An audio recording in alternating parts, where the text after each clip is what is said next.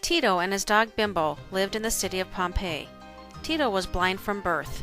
No one knew how old he was, and no one knew his parents. Tito's best friend was Bimbo. As long as people could remember, they had always seen Bimbo take care of Tito. Bimbo had never left his side.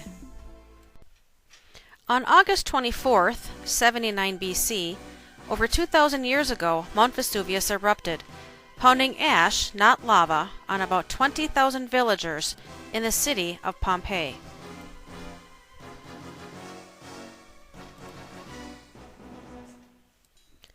While Tito was still asleep, Bimbo would go to the local bakery and fetch one of these flat, rich cakes sprinkled with raisins and sugar.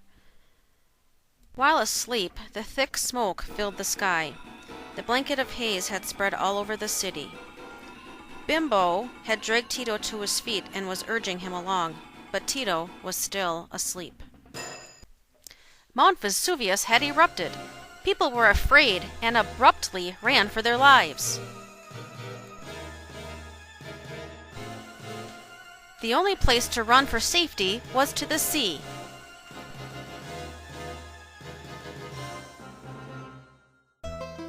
Bimbo was determined to save Tito's life. He continued to snap at his heels while barking in order to get Tito to move. Many years passed. Scientists were restoring the ancient city, excavating the city of Pompeii. Many people tried to run to safety, but died in return.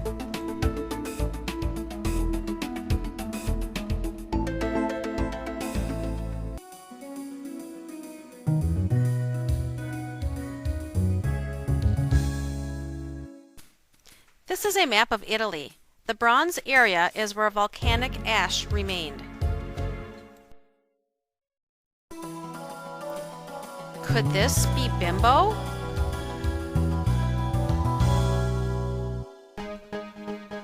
Ancient ruins of Pompeii.